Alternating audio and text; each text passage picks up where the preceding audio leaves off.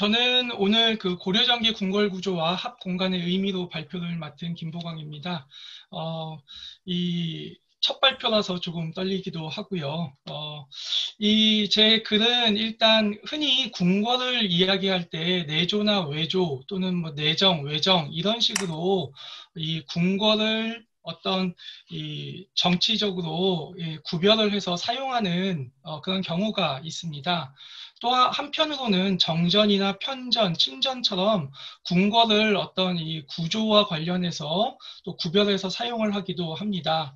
뭐 이렇게 이제 궁궐을 다양한 각도에서 구별을 하는데 한편으로 보면 이 복합 상소 와 같은 용례에서 보는 것처럼 또 합이라고 하는 표현도 궁궐과 관련해서 또는 정치적 사건과 관련해서 종종 등장을 합니다. 그랬을 때 이 합이라고 하는 것이 궁궐의 어디를 구체적으로 가리키며 이것이 또 정치적으로는 무슨 의미를 갖고 있는가, 이 점에 조금 의문을 갖고 한번 이것을 해명해 보고자 한 것이 이 글의 목적이라고 할 수 있습니다. 앞서서 이승민 선생님께서 대략적인 설명을 해주셨기 때문에 아주 간단하게 궁궐의 형성 과정에 대해서 말씀드리고 넘어가겠습니다. 919년에 철원에서 개경으로 천도한 이래 궁궐이 이곳 송악산 기슭에 조성되어서 지속적으로 이후 확장되다가 이 현종대에 이 회경정 구역이 만들어지면서 이 시기에 고려 궁궐의 대체적인 윤곽이 형성되었다라고 이해가 됩니다. 한편으로 고려 궁궐의 경우에는 조선의 경복궁이나 창덕궁과 같이 어떤 특정한 명칭을 갖고 있지는 않았고요. 대체적으로 대궐, 본궐 이런 식으로 표현이 되어 왔습니다. 다만 본궐 같은 경우에는 고종대 이후에 그 용례가 보이고 있어서 고려 전기의 경우에는 대궐로 보통 불렸을 것으로 생각이 됩니다. 이하 이제 제가 고려 궁궐에 대한 이 내용은 2007년에서 18년까지 공동 발굴한 그 성과에 따른 결과를 간략히 정리하도록 해서 말씀을 드리도록 하겠습니다. 이게 지금 회경정 구역에서 이 송악산, 그러니까 북쪽으로, 북향으로 송악산을 바라보면서 찍은 그 사진이 되겠고요. 이게 중심 구역이 됩니다. 해서 고려 궁궐, 대궐의 구역은 크게 6가지 구역으로 나눠볼 수 있는데요. 우선 맨 앞에 구정구역이라고 해서 굉장히 넓은 격구도, 때로는 격구도 이루어질 수 있을 만큼 평탄한 넓은 지형의 구정권역이 있고, 두 번째로는 이 구정권역과 정전으로 가는, 즉 중심건축군이나 서부건축군으로 가는 일종의 교차로에 해당되는 이 구정과 중심건축국 사이에 권역이 있으며 다음 세 번째로는 회경전이라고 하는 정전을 중심으로 한 중심건축군 권역이 있고 동쪽으로는 수충궁, 즉 동궁을 중심으로 한 동쪽 건축군이 있습니다.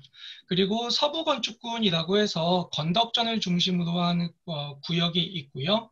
마지막으로 맨 뒤쪽에 금원구역이 있습니다. 이렇게 고려시대 대궐은 6개의 구역으로 나눠볼 수 있다라고 할 수 있고, 이 중에 이 서부 건축군 권역이 이 태조 이래 가장 오래된, 또는 가장 먼저 형성된 이 궁궐 구역이라고 말씀드릴 수 있습니다. 한편으로 이 정전, 편전, 침전과 같은 체제로도 구별을 해볼 수 있고, 정전은 다시 한문, 전문, 정전의 이런 이 구조로도 나눠볼 수 있습니다. 그래서 이 대체적으로 이 건덕정과, 즉 서부 건축군에 있는 정전인 건덕정과 중심 건축군에 있는 그 정전인 회경전이 이 남북으로 봤을 때 비슷한 위치에 이곳에 지금 여기가 지금 회경전이 되고, 건덕전이 되고, 여기가 회경전이 되고요. 다음 두 번째로, 이 편전 구역이 또 역시 비슷한 위치에 자리하고 있고요. 마지막으로 침전 구역이 역시 비슷한 위치에 자리하고 있다라고 현재 밝혀졌습니다. 중심건축궁의 경우에는 그래서 회경전, 장화전, 원덕전의 순서로, 또 정전의 경우에는 창안문, 전문, 회경전의 순서로 건물이 배치되어 있고, 서부건축군의 경우에는 건덕전, 중광전, 원형전, 그 다음에 한문, 전문, 건덕전의 순으로 건물이 정각들이 배치가 되어 있습니다. 그리고 대궐의 동선 체계로 보면 이 정전을 중심으로 했을 때 서부 건축군과 중심 건축군은 모두 남북 방향으로 이루어지는 이 주 간선 체계가 있고, 중간중간에 이 좌우로 이 양쪽을 드나들 수 있는 간선 체계가 나타납니다. 그래서 이것을 각각 빨간색과 파란색으로 제가 표시를 좀 해봤고요. 이제 궁궐 내용을 봤으니까 구체적으로 이 합의 공간이 어떤 역할 또는 의미를 갖는지를 살펴보도록 하겠습니다. 먼저 구강 공간으로 들어가는 출입문의 역할을 하는 용례가 있습니다. 바로 창안문이라든가 한문과 같은 것이 바로 그러한 예라고 할 수 있습니다. 그래서 신하가 한문을 통해서 정전으로 들어간다라고 하는 의미에서 이 각각 요 창안문의 합이나 한문의 합은 어떤 국왕의 공간으로 들어가는 출입문의 역할을 한다. 어떤 출입문의 의미를 갖는다. 이렇게 말씀드릴 수 있겠습니다. 다음으로 국왕에 대한 어떤 편전으로 대표되는 국왕 공간을 의미하기도 합니다. 대표적으로 입합례라고 하는 의례가 있는데요. 1176년에 입합례를 명종이라고 하는 왕이 이 입합례를 거행한 기록입니다. 여기에서 보면 입합례를 거행하여 신하들을 불러보고 시정의 득실을 물었다라고 하면서 편전에 앉아서 신하들을 불러보는 것을 입합례라고 한다라고 하는 고려사의 기록이 있습니다. 그래서 입합례라고 하는 것이 편전에서 이루어지는 의례다라고 하는 것을 확인할 수 있고, 그렇기 때문에 이 합이라고 하는 것은 이 경우에는 편전을 뜻한다, 이렇게 얘기할 수 있겠습니다. 세 번째로는 비슷한 의미이기도 한데요. 편전일 수도 있고 또는 친전일 수도 있어서 일단 구별을 해 보았습니다. 제가 이제 사적 공간이라고 하는 의미로 한번 정리를 해봤는데, 책 왕비의, 즉 왕비를 책봉하는 의례나 왕태자를 책봉하는 의례 같은 경우에 임원 발책 과정에서, 즉 이들 왕비나 왕태자에게 책문을 지닌 이 조사를 보내고 나서 국왕이 물러나는 과정이 있습니다. 이 마지막에 노란색으로 표시를 했는데요. 이 국왕이 물러나는 과정에서 보면 이 입합이라고 표현이 됩니다. 국왕이 즉 대관전에서 정전에서 조사를 보내고, 그 다음에 여기 이제 자리에서 일어나서 입합을 한다라고 하는 표현이 나오고 있습니다. 그래서 여기서 말하는 이 입합이라고 할 때 이 합은 이 정전구역에서 물러난다라는 의미가 될 것이고요. 어디 합이라는 곳으로 들어간다라고 하는 거고, 그랬을 때 이것은 다시 말하자면 편전 또는 친전으로 들어가는 행위를 나타내고, 그러므로 이때의 합이라고 하는 의미는 역시 또 편전 또는 친전일 것으로 생각이 듭니다. 만약에 편전이라면 앞서서 얘기했던 입합례와 같은 의미일 것이고요. 아마도 편전으로 들어간다라고 하는 의미가 더 맞지 않을까 싶기는 한데, 더 구체적으로는 조금 더 살펴봐야겠습니다. 어찌되었든 이러한 여기 대표적으로 두 개의 의례, 지금 두 의례의 경우 이 국왕이 물러나는 이 과정은 동일한 절차와 동일한 글자로 나와서 그냥 한 번만 인용을 했습니다. 다음 네 번째로 국왕 공간에 대한 어떤 경계라고 하는 의미도 있는 것 같습니다. 대표적으로 복합상소라고 하는 사례를 한번 들어봤습니다. 고려시대의 경우 신하들이 자신들의 의견을 국왕에게 강하게 표출하는 과정에서 복합이라고 하는 행위가 이루어집니다. 이런 경우에 보통 연구자에 따라서 여러 가지로 번역을 합니다만, 대체적으로 한문에 엎드려 또는 뭐 걸문에 엎드려 또는 대궐에 엎드려 이런 식으로 다양하게 번역이 됩니다. 그래서 한문에 엎드려서 국왕에게 어떤 글을 올리는 행위라고 이제 번역이 되고 이것은 신하들이 국왕에게 자신의 정치 의사를 강하게 표출하는 수단 또는 행위라고 말을 할 수 있을 겁니다. 그리고 이때 합이라고 하는 것은 국왕을 향한 장소 내지는 공간이라고 얘기할 수 있고요. 저는 이것이 신하가 국왕에게 어떤 허락 없이 가장 가까이 갈 수 있는 장소를 의미하는 것이 아닐까라는 생각을 해봤습니다. 그랬을 때 그렇다면 복합상소라고 하는 이 행위를 할 때 합의라고 하는 곳이 구체적으로 어디인가라고 하는 의문이 듭니다. 고려사의 경우에 고려사와 고려사절을 살펴보면 공교롭게도 어떻게 보면 굉장히 중요한 힌트가 찾아집니다. 1110년에 예종 5년인데요. 이 해가 어떤 해냐면 윤관의 동북 구성 개척이 이루어지고 나서 이 해에 그 동북 구성을 고려가 여진에게 돌려주게 됩니다. 그렇게 되니까 고려 조정에서는 이 사건에 대한, 즉 동북 구성을 고려에게 돌려준 이 일에 대한 정치적 책임을 묻는 어떤 상황이 벌어지게 되고 동북 구성을 총사령관으로서, 즉 대원 원수로서 총벌했던 윤관에 대한 탄핵이 일어나게 됩니다.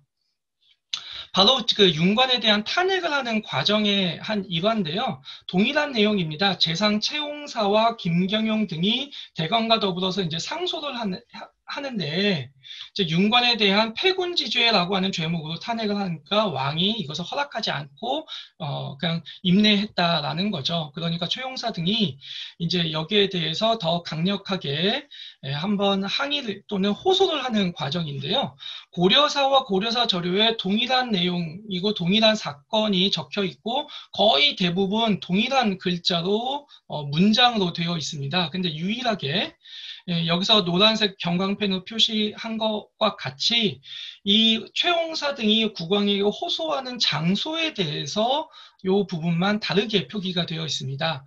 고려사의 경우에는 중광전 동자문이라고 그 장소가 표현이 되어 있고 고려사 저료에는 합이라고 표현이 되어 있습니다. 그래서 이 복합을 하는 구체적인 장소가 중광전 동자문일 것이다 라고 하는 것을 짐작할 수 있습니다. 이것이 구체적으로 어디인가 라고 하면 지금 여기 A라는 건물이 건덕전이고요. 이쪽이 서부건축군이 됩니다. 여기가 정전구역이고 이쪽이 편정구역이 되고요. 그 다음에 여기 C가 중광전이 됩니다. 그리고 이쪽이 중심건축군이 되고요. 여기 회경전이 있고 장화전이라고 하는 편전이 있습니다.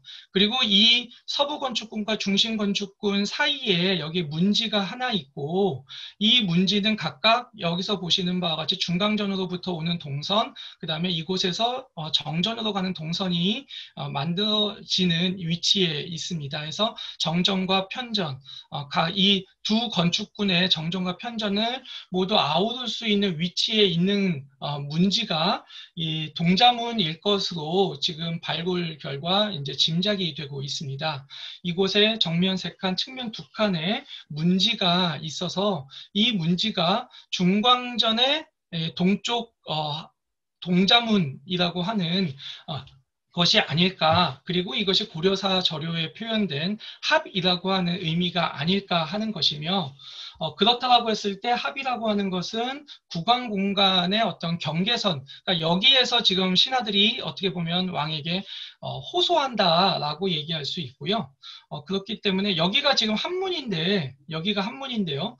그냥 한문에 엎드려서라고 하는 여기가 아니라 어떻게 보면 이 동자문이라는 곳에서 국왕에 정치적으로 호소하는 장소다라고 할 수 있고 이 점에서 어떻게 보면 국왕 공간의 어떤 경계선이라고 하는 것을 확인할 수 있지 않을까 싶습니다. 도대체 그런 이제 물리적 공간으로서의 합의 위치나 어떤 의미가 이런 것이라면 정치적 성격으로는 어떤가라고 하는 걸 살펴보겠습니다. 의례를 통해서 보면 대표적으로 의복루 선사서의라고 해서 국왕이 의복문을 납시어서 의복문이 누각으로 만들어진 문이기 때문에 의복문 또는 의복루라고 하는데요. 대사면을 선포하는 의식이 있습니다. 여기서 보면 대관전, 이 대관전은 건덕전이 인종대 후반에 명칭이 건덕전에서 대관전으로 바뀐 겁니다. 그래서 이 대관전에서 의복문으로 행차해서 사면을 선포하게 되고 이 과정에서 대관전, 전문, 한문, 태초문, 의복문의 동선으로 국왕이 움직이게 됩니다. 그리고 이 과정에서 구정에는 노부와 의장이 배치가 됩니다. 이렇게 동선이 만들어진다라고 할 수 있고요. 그런데 재미있는 것은 대관전에서 의복문까지 위장이라고 하는 것이 또 도열을 하고 있습니다. 이 위장이라고 하는 것은 궁성 바깥으로 이동하는 황제를 호위한다라고 하는 사전적 의미를 갖고 있습니다. 바꿔 얘기해서 지금 고려 궁궐, 의복문도 고려 궁궐인데 대관전에서 의복문으로 나서는 국왕을 호위하는 위장이 설치가 되어 있었다라는 점은 이 어떤 부분에서 이 궁궐 안 어떤 부분에서 소위 내외의 구별이 있었다라는 의미로 해석이 되고요. 바로 그럴 때 한문, 앞서서 이 국왕 공간에 대한 출입문이라는 의미를 갖는 한문 밖으로 나아가는 것을 의미하는 것이 아닐까. 그것 때문에 위장이 설치가 된 것이 아닌가 이렇게 생각이 됩니다. 한편으로 정치적으로 관직과 관련해서 보면 황관인 정함이라고 하는 사람을 강문지후로 임명을 한 시도가 있습니다. 또는 강문지후라고도 하고 한문지후라고도 하는데요. 고려사 백관지에 강문지후라고 등장을 하기 때문에 일단 관직명으로서는 각이라고 하는 단어를 사용을 했습니다. 이 환관인 정함이 어떤 사람이냐면 황관인데 의종의 유모와 결혼을 해서 의종의 총애를 받았던 사람이고 그래서 의종은 이 정함을 내시로도 임명하고 나중에는 강문지후로도 임명을 하려고 시도합니다. 강문지후로의 임명은 모두 3차례를 시도가 있게 되는데 이 과정에서 대간의 격렬한 반대가 일어납니다. 그런데 공교롭게도 내시로 임명되는 과정에서는 그 어떠한 문제도 야기되지 않습니다. 한편으로 정함을 광문지후로 임명하는 것에 대해서 이 당시 대간 중에 한 명이었던 최 후보는 의종의 이런 행위에 대해서 사사롭다라고 하는 비판을 남기고도 있습니다. 그러니까 이 의종의 이 행동이 굉장히 사사로운 어떤 행동을 지금 이 관제에 적용하고 있다, 정치 행위를 하고 있다라고 비판을 하고 있고요. 이런 차이가 무엇일까라고 하는 점을 한번 생각해 봤습니다. 내시는 대체적으로 문신 중에서 선발하는 국왕에 대한 시봉직입니다. 그리고 강문지후는 약 정칠품 문방관직이고 한문을 관리하는 관직이라고 할 수 있습니다. 김부식이 자기가 인사를 사양하는 과정에서 복합상소를 하는 글이 동인지문 사륙에 남아있는데 이 과정에서 보면 자기가 복합상소를 하고 그 상소문을 강문지후에게 한다라고 하는 내용이 적혀 있습니다. 여기에서 이 강문지후라고 하는 것이 복합상소, 아까 이 동자문과 같은 이 구강공간으로의 출입문 역할에서 이것을 관리하는 것이 강문지후다라는 것을 여기서 다시 한번 확인할 수 있는데요. 이렇게 이제 내시하고 강문지후의 경우 대간 황관을 임명하는 것에 대해서 대간들의 반응이 정반대로 굉장히 다르게 나타났다라고 할 수 있습니다. 바로 여기에서 한문이라고 하는 또는 합이라고 하는 것은 구강 공간의 의미하고 한문은 그 상징이라고 얘기할 수 있으므로 여기에 환관이 이 관직을 담당하는 것에 대한 반발이 아니었나 이렇게 생각이 듭니다. 바꿔서 얘기하면 이 내시라고 하는 관직은 이 어떻게 보면 내조에 있는 국왕을 시봉하는 역할이기 때문에 환관이 내시가 된다고 해서 크게 문제가 되지 않지만 한문지후는 외조의 국왕이 어떤 국왕과 신하가 정사를 보는 어떻게 보면 정치를 나타내는 의미라고 얘기할 수 있고 그 경계에 한문이 있고 그런 관직으로서 한문지후가 있기 때문에 여기에 황관이 임명되는 것에 대해서 강력한 반발이 있었다라고 생각이 됩니다. 그래서 결론적으로 합이라는 공간은 국왕의 공간으로 한문, 창한문, 동자문에서처럼 국왕의 공간으로 들어가는 경계를 뜻하면서 내시와 강문지의 구분에서 어떤 내조와 외조를 구별하는 경계의 의미를 가진 것이 아니었나, 이렇게 좀 성기게 일단 결론을 내렸습니다. 오늘의 발표를 토대로 해서 차후 더욱 정치하게 글을 완성시키도록 하겠습니다. 이상으로 발표를 마치겠습니다. 감사합니다.